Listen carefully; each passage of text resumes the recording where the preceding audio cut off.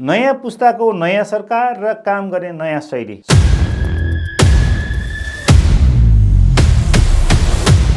100 दिनको समय, शासकीय सुधारका 100 बुँदाको कार्यसूची।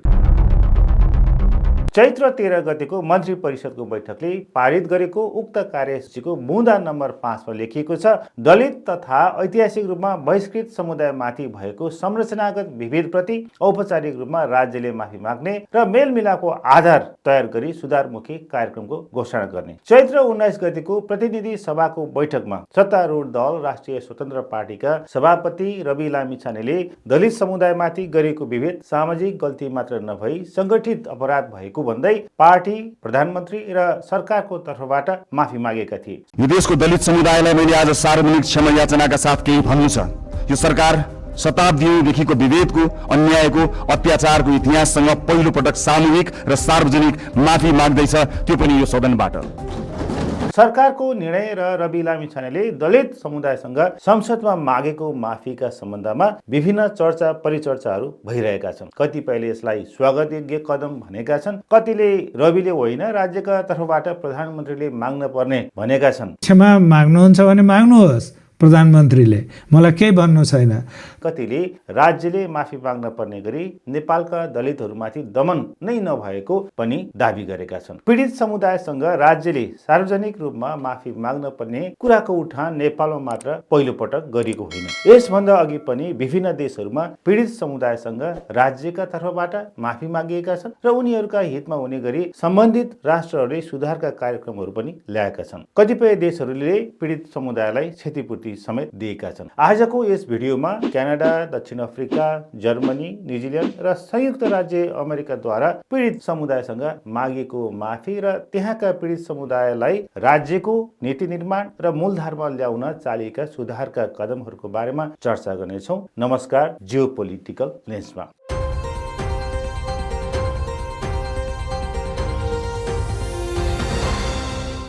क्यानाडाका आदिवासी समुदायहरू फर्स्ट नेसन्स, इनुइट र मेटिसमाथि शताब्दीौंसम्म राज्यद्वारा निकै कठोर र व्यवस्थित दमन गरिएको थियो। क्यानाडाको कुल जनसङ्ख्याको करिब 5% हिस्सा ओगट्ने यी समुदायहरूलाई इन्डियन एक्ट जस्ता विभेदकारी कानुन मार्फत नियन्त्रणमा राखिएको थियो। दमनको सबैभन्दा क्रूर रूप मानिन्थ्यो आवासीय विद्यालय प्रणाली, जुन प्रणाली अन्तर्गत आदिवासी समुदायका बाल बालिकाहरूलाई जबरजस्ती उनीहरूको परिवारबाट खोसेर लगिन्थ्यो र अलग राखिन्थ्यो। जुन ठाउँमा उनीहरूलाई राखिन्थ्यो त्यस ठाउँमा आफ्नो मातृभाषा बोल्न वञ्चित गरिन्थ्यो भने आफ्नो संस्कार र संस्कृति र रहनसहन अपनाउन निषेध गरिनुको साथै शारीरिक र मानसिक यातना दिन्थ्यो, जसलाई इतिहासकारहरूले सांस्कृतिक नरसंहारको संज्ञा दिएका छन्। यसका साथै 60s स्कुप जस्ता विभेदकारी नीति मार्फत हजारौं बाल बालिकाहरूलाई गैर आदिवासी परिवारहरूमा धर्मपुत्र र धर्मपुत्रीका रूपमा पठाइने गरिन्थ्यो। आदिवासीहरूलाई उनीहरूको पुर्ख्यौली भूमि खोसेर ससाना रिजर्भ क्षेत्रहरूमा खुम्च्याइएको थियो। विगतका यी गल्तीहरूलाई सुधार गर्दै क्यानाडा सरकारले पछिल्ला दशकहरूमा महत्त्वपूर्ण कदमहरू चालेको छ। सन् 2008 र 2017 मा राज्यले आधिकारिक रूपमा आदिवासी समुदायहरूसँग माफी माग्दै सत्य तथा मेलमिलाप आयोगको गठन गर्यो, जसले सुधारका लागि मार्गनिर्देशन पनि तयार गरेको छ। Mr. Speaker, I stand before you today to offer an apology to former students of Indian residential schools. The treatment of children in Indian residential schools is a sad chapter in our history. हाल आदिवासीहरूलाई राज्यको निर्णय प्रक्रियाको माथिल्लो तहमा पुर्याउन विशेष सुविधाहरू प्रदान गरिएको छ। जस्तै उनीहरूलाई आफ्नै शिक्षा र स्वास्थ्य प्रणाली चलाउने अनुमति दिनको साथै स्वशासनको अधिकार दिएको छ। सरकारी रोजगारी र विश्वविद्यालयको भर्नामा समेत प्राथमिकता र छात्रवृत्तिहरू सुनिश्चित गरिएको छ। प्राकृतिक स्रोतहरूको प्रयोग गर्दा उनीहरूसँग परामर्श गर्नुपर्ने कानुनी प्रावधान राखिनको साथै राजनीतिक नियुक्तिहरूमा पनि उनीहरूको प्रतिनिधित्व बढाउँदै लगिएको छ, जसले गर्दा उनीहरूले आफ्नो भूमि र अधिकारका बारेमा आफै निर्णय लिन सक्ने माहौल बन्दै गएको छ। दमन र विभेदको कुरा गर्दा दक्षिण अफ्रिकाको दमनको इतिहास मुख्यतया रङ्गभेद अर्थात् अपार्थाइडको क्रूर प्रणालीसँग जोडिन्छ। रङ्गभेदको कलङ्कले सन् 1948 देखि 1994 सम्म त्यहाँको सामाजिक र राजनीतिक संरचनालाई विभाजित गरेको थियो। जनसङ्ख्याको हिसाबले करिब 80% हिस्सा ओगट्ने अश्वेत नागरिकहरूलाई अल्पसंख्यक श्वेत शासकहरूले आफ्नै देशमा शरणार्थी जस्तै बनाएका थिए। पासला जस्तो विभेदकारी कानुनको साङ्लो बनाएर अश्वेत नागरिकहरूलाई स्वतन्त्रपूर्वक हिँडुल गर्न समेत दिँदैनथ्यो। जुन नीति अनुसार 16 वर्ष पुगेका हरेक अश्वेत नागरिकले आफ्नो नाम, ठेगाना, कर तिरेको विवरण र रोजगारदाताको हस्ताक्षर सहितको पास बोकेर हिँड्नु पर्ने हुन्थ्यो। यदि पास नभएको व्यक्ति भेटिएमा तुरुन्तै पक्राउ गरिन्थ्यो। बान्तुस्तान नीति अन्तर्गत उनीहरूलाई उर्वर भूमिबाट विस्थापित गरी ससाना सुक्खा क्षेत्रहरूमा बस्न बाध्य पारियो। सार्वजनिक सेवाहरू जस्तै अस्पताल, विद्यालय र पार्कहरू समेत रङका आधारमा अलग गरिएका थिए, जहाँ श्वेतहरूका लागि उत्कृष्ट र अश्वेतहरूका लागि अत्यन्तै निम्न स्तरको व्यवस्था गरिन्थ्यो। नेल्सन मण्डेला जस्ता नेताहरूलाई दशकौंसम्म कारागारमा कोचेर राजनीतिक आवाजलाई दबाउने प्रयास पनि गरिएको थियो। यो कालखण्डलाई मानवता विरुद्धको अपराध मानिन्छ। सन् 1994 मा रङ्गभेदको अन्त्य भएपछि दक्षिण अफ्रिकाले मेलमिलाप र पुनर्संरचनाको बाटो रोज्यो। आर्क बिशप डेसमन्ड टुटुको नेतृत्वमा गठित सत्य र मेलमिलाप आयोगले पीडितहरूलाई आफ्नो पीडा व्यक्त गर्ने र पीडकहरूलाई सत्य स्वीकार गरेर माफी पाउने एउटा ऐतिहासिक मञ्च प्रदान गर्यो, जसले देशलाई गृहयुद्धबाट जोगाउन पनि मद्दत गर्यो। राज्यले विगतको अन्याय सच्याउन ब्ल्याक इकोनोमिक इम्पावरमेन्ट जस्ता नीतिहरू लागू गरेको थियो, जसले व्यापार र अर्थतन्त्रको नेतृत्वमा अश्वेतहरूको सहभागितालाई सुनिश्चित गर्यो। हाल दक्षिण अफ्रिकाको निर्णय प्रक्रिया र राजनीतिको बागडोर मुख्यतया अश्वेत समुदायको हातमा छ भने शिक्षा र रोजगारीमा पनि ऐतिहासिक रूपमा पिछडिएकाहरूलाई प्राथमिकता दिने अफर्मेटिभ एक्सन नीतिहरू अवलम्बन गरिएको छ। यद्यपि अझै पनि आर्थिक असमानताका चुनौतीहरू कायमै छन्, तर कानुनी र राजनीतिक रूपमा सबै जात जातिलाई समान अवसर दिने इन्द्रेणी राष्ट्र अर्थात् रेनबो नेसनको अवधारणा दक्षिण अफ्रिकाले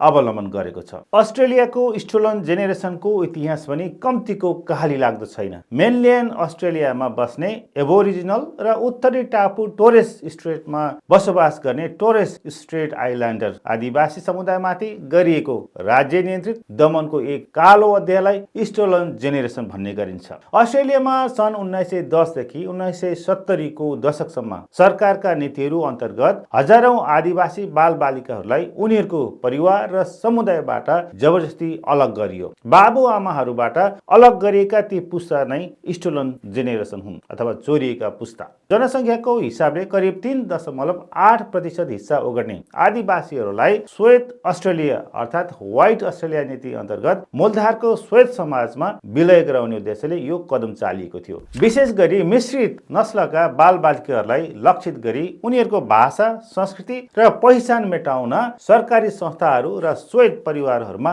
पालन पोषणको लागि जिम्मा लगाइन्थ्यो अथवा पठाइन्थ्यो। यो दमनको प्रकृति यति गहिरो थियो कि बालबालिकाहरूले आफ्नो पुर्ख्यौली नाम र नाता समेत बिर्सनु पर्ने अवस्था सृजना गरियो, जसले गर्दा पुस्तौंसम्म मानसिक आघात र पारिवारिक विखण्डनको स्थिति भएर त्यहाँका बालबालिकाहरू जानु पर्यो। विगतको यो गल्तीलाई स्वीकार गर्दै सन् 2008 मा तत्कालीन प्रधानमन्त्री केभिन रडले अस्ट्रेलियाली संसदमा स्टोलन जेनेरेसनका पीडित र उनीहरूका परिवारसँग औपचारिक रूपमा माफी मागेका थिए। We apologize for the laws and policies of successive parliaments and governments that have inflicted profound grief, suffering and loss on these our fellow Australians. We apologise especially for the removal of Aboriginal and Torres Strait Islander children from their families, their communities and their country. यसपछि राज्यले closing the gap जस्ता रणनीतिहरू ल्याएको छ र जसको लक्ष्य आदिवासी र गैर आदिवासी अस्ट्रेलियालीहरूको बीचमा स्वास्थ्य, शिक्षा र आयुको खाडल पूर्नु थियो। निर्णय प्रक्रियामा उनीहरूको पहुँच बढाउन हालै भोइस टु पार्लियामेन्ट जस्ता बहसहरू अघि सारिएका छन् भने सरकारी सेवा, छात्रवृत्ति र रोजगारीमा आदिवासीहरूलाई विशेष प्राथमिकता र अवसरहरू प्रदान गरिएको छ। उनीहरूको भूमि अधिकारलाई कानुनी मान्यता दिँदै प्राकृतिक स्रोत र विकासका योजनाहरूमा उनीहरूको सहमति र सहभागितालाई अनिवार्य बनाउने प्रयास भइरहेका छन्। न्युजिल्यान्डको इतिहासमा आदिवासी माओरी समुदायमाथि भएको दमन र त्यसपछिको सुधारको प्रक्रिया अन्य औपनिवेशिक देशहरूको तुलनामा अलि फरक र सन्धिमा आधारित छ। न्युजिल्यान्डको कुल जनसङ्ख्याको करिब 17% हिस्सा ओगट्ने माओरी समुदाय र बेलायती साम्राज्य बीच सन् 1840 मा बाइताङ्गी सन्धि भएको थियो। तर सन्धिको अङ्ग्रेजी र माओरी अनुवादमा रहेको भिन्नतालाई ढाल बनाएर बेलायती शासकहरूले माओरीहरूको ठूलो हिस्सा भूमि र प्राकृतिक स्रोतहरू कब्जा गरे। 19औं शताब्दीको मध्यतिर भएका न्युजिल्यान्ड वार्स मार्फत माओरीहरूको प्रतिरोधलाई दबाइयो र उनीहरूको सांस्कृतिक पहिचान मेटाउन विद्यालयहरूमा माओरी भाषा बोल्न प्रतिबन्ध लगाइयो। दमनको यो प्रकृतिले माओरीहरूलाई आफ्नै भूमिमा आर्थिक र सामाजिक रूपमा किनारामा पारियो, जसका कारण उनीहरूमा स्वास्थ्य, शिक्षा र गरिबीको समस्या दशकौंसम्म गहिरोसम्म रहिरह्यो। विगतका यी अन्यायहरूलाई सच्याउन सन् 1975 मा बाइताङ्गी ट्रिब्युनलको स्थापना गरियो, जसले सन्धिको उल्लङ्घन भएका घटनाहरूको अनुसन्धान गरी माओरी समुदायलाई अरबौं डलर क्षतिपूर्ति र भूमि फिर्ता गर्ने कार्य गरिरहेको छ। राज्यले विगतका क्रूरता र सन्धि उल्लङ्घनका लागि औपचारिक रूपमा पटक पटक माफी मागेको छ र अहिले माओरी भाषालाई देशको आधिकारिक भाषाको मान्यता दिएको छ। निर्णय प्रक्रियामा उनीहरूको पहुँच सुनिश्चित गर्न न्युजिल्यान्डको संसदमा माओरीहरूको लागि 7 वटा सिट सुरक्षित राखिएको छ भने सरकारका हरेक नीति निर्माणमा माओरी सरकारवालाहरूसँग अनिवार्य परामर्श गर्ने गरिन्छ। हाल शिक्षा, स्वास्थ्य र रोजगारीका क्षेत्रमा माओरी केन्द्रित कार्यक्रमहरू सञ्चालन गरिएका छन्, जसले गर्दा उनीहरूको राजनीतिक र सामाजिक शक्ति विश्वका अन्य आदिवासी समुदायको तुलनामा निकै बलियो मानिन्छ। जर्मनीको इतिहासमा दमनको चर्चा गर्दा मुख्यतया 20औं शताब्दीको नाजी शासन र त्यसले यहुदी लगायत अन्य अल्पसंख्यक समुदायमाथि गरेको होलोकास्टलाई बुझिन्छ, जुन 1933 देखि 1945 सम्म एडोल्फ हिटलरको नेतृत्वमा नाजी जर्मनीले नस्लीय शुद्धताको नाममा यहुदी, जिप्सी र अपाङ्गता भएका व्यक्ति र राजनीतिक विरोधीहरूमाथि भयानक दमन गरेको थियो। संख्याको हिसाबले युरोपका करिब 60 लाख यहुदीहरूलाई योजनाबद्ध रूपमा ग्यास च्याम्बर र कन्सन्ट्रेसन क्याम्पहरूमा लगेर हत्या गरियो, जसलाई होलोकास्ट भनिन्छ। दमनको प्रकृति यति क्रूर थियो कि उनीहरूको नागरिक अधिकार खोसियो, सम्पत्ति जफत गरियो र उनीहरूलाई समाजबाट पूर्णतः बहिष्कृत गरियो। नाजी विचारधाराले जर्मन समाजमा अन्य जातिका मानिसहरूलाई तल्लो स्तरको मानव अर्थात् उन्टरमेन्सन घोषणा गर्दै उनीहरूको अस्तित्व नै मेटाउने प्रयास गरेको थियो नाजी सरकारले, जसले विश्व इतिहासमा एउटा कालो धब्बा छोडेर गएको छ। तर समयले कोल्टो फेर्यो। दोस्रो विश्वयुद्धमा नाजीहरूको पराजयपछि जर्मनीले आफ्नो विगतका अपराधहरूलाई स्वीकार गर्दै प्रायश्चितको मार्ग अपनायो। राज्यले होलोकास्टका पीडित र उनीहरूका परिवारसँग पटक पटक सार्वजनिक रूपमा माफी मागेको छ र अरबौं डलर क्षतिपूर्ति प्रदान गरेको छ। जर्मनीको वर्तमान संविधानले कुनै पनि प्रकारका जातिवाद वा नाजी विचारधाराको प्रचारलाई कडा प्रतिबन्ध लगाएको छ भने निर्णय प्रक्रियाको हरेक तहमा अल्पसंख्यकहरूको सुरक्षा र मानव अधिकारलाई उच्च प्राथमिकता दिएको छ। आज जर्मनीमा यहुदी र अन्य अल्पसंख्यक समुदायलाई पुनर्स्थापित गर्न विशेष सुविधाहरू, धार्मिक स्वतन्त्रता र शिक्षा तथा रोजगारीमा समान अवसरहरू सुनिश्चित गरिएको छ, जसले गर्दा यो देश लोकतान्त्रिक र समावेशी मूल्य मान्यताको एउटा बलियो उदाहरण बनेको छ। संयुक्त राज्य अमेरिकाको दमनको इतिहास मुख्यतया अफ्रिकी अमेरिकन र आदिवासी अमेरिकी समुदायहरूमाथि केन्द्रित छ। संयुक्त राज्य अमेरिकामा 17औं शताब्दीदेखि 19औं शताब्दीसम्म करिब 40 लाख अफ्रिकी मानिसहरूलाई दास बनाएर ल्याइयो। उनीहरूलाई सम्पत्ति सर व्यवहार गरी किनबेच पनि गरिन्थ्यो। सन् 1865 मा दास प्रथा अन्त भए तापनि जिम क्रो कानून मार्फत 20औं शताब्दीको मध्यसम्म अश्वेतहरूलाई मतदान, शिक्षा र सार्वजनिक स्थानहरूमा विभेद गरियो। अर्कोतर्फ अमेरिकाका आदिवासीहरूलाई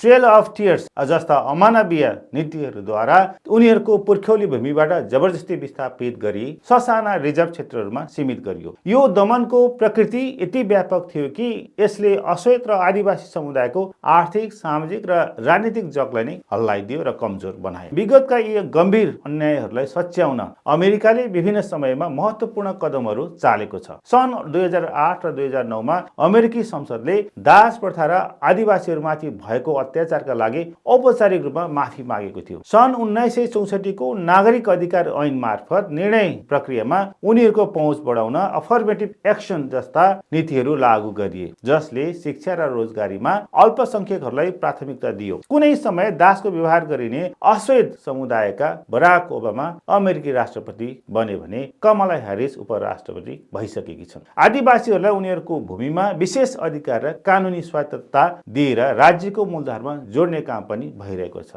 क्यानाडा, अमेरिका, अस्ट्रेलिया, जर्मनी, दक्षिण अफ्रिका र न्युजिल्यान्डमा भएका दमन तथा विभेदहरू या त राज्यले वा बाह्य उपनिवेशवादद्वारा जानी जानी कानुन निर्माण गरेर लादिएका हुन्। ती विशेष गरी नस्लीय र रङमा आधारित विभेदहरू थिए र छन् र लगभग 500 वर्ष पुराना छन्। नेपाल र भारतमा विद्यमान जातीय विभेद लगभग 3000 वर्षभन्दा पुरानो छ। जातीय उत्पीडन मनुस्मृति जस्ता धार्मिक ग्रन्थहरूले जन्माएर समाजले संस्थागत गरेको विभेदपूर्ण आन्तरिक सामाजिक संरचना हो, जसमा दैविक र धार्मिक जलप लगाइएको छ। पश्चिमा देशहरूमा भएका दमनहरू मुख्यतया आर्थिक लाभ वा राजनीतिक नियन्त्रणका लागि गरिन्थे र ती स्पष्ट रूपमा अन्यायपूर्ण विभेद देखिन्थे। तर नेपाल र भारतमा विद्यमान जातीय विभेदलाई धर्मशास्त्र, कर्म र पुनर्जन्मको सिद्धान्तमा जोडेर व्याख्या गरियो। यसले गर्दा पीडितलाई तिम्रो दुःख तिम्रै अघिल्लो जन्मको फल हो भनेर मनोवैज्ञानिक रूपमा आफ्नो अपमान स्वीकार गर्न बाध्य पारियो। जब दमनलाई धर्मले पवित्र बनाउँछ र त्यस विरुद्ध आवाज उठाउनलाई धर्म विरुद्धकै चुनौती मानिन्छ,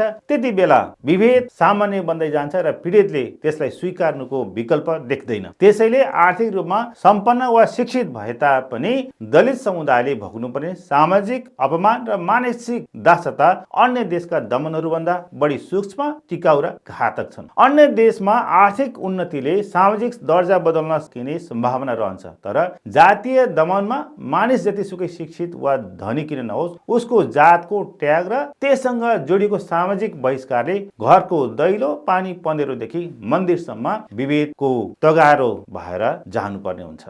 नेपालमा दलितहरूलाई 1910 को मुलुकी ऐन मार्फत राज्यद्वारा नै अछुत भनेर दमन र विभेदलाई संस्थागत गरियो, विभिन्न अवसरहरूबाट वञ्चित गरियो। इतिहासदेखि नै छुवाछुत, सामाजिक बहिष्कार र आर्थिक शोषण झेल्दै आएका यो समुदायले नवराज विक हत्याकाण्ड जस्ता बर्बर दमनका घटनाहरू सामना गर्नु परिरहेको छ। यद्यपि कानुनी रूपमा 2020 को मुलुकी ऐनले छुवाछुत हटाउने प्रयास गर्नु, 2063 सालमा नेपाल छुवाछुत मुक्त राष्ट्र घोषणा हुनु र 2072 को संविधानले यसलाई मौलिक हकका रूपमा स्थापित गरे तापनि यी प्रयासहरू धेरै हदसम्म व्यवहार शून्य कानुनी व्यवस्था अर्थात् कागजी व्यवस्था साबित भएका छन्। हालै बालन शाह नेतृत्वको सरकारले अन्तर्राष्ट्रिय अभ्यासलाई अवलम्बन गर्ने कोसिस गर्दै राज्यका तर्फबाट औपचारिक माफी माग्ने निर्णय गर्नु र रवि लामिछानेले संसदमा यसलाई राज्यले गरेको संगठित अपराध भनेर स्वीकार गर्दै क्षमा याचना गर्नु असल प्रयासको सुरुवात हो। तर सत्तारूढ दलका नेताले मागेको माफीलाई राज्यद्वारा मागेको भन्न मिल्दैन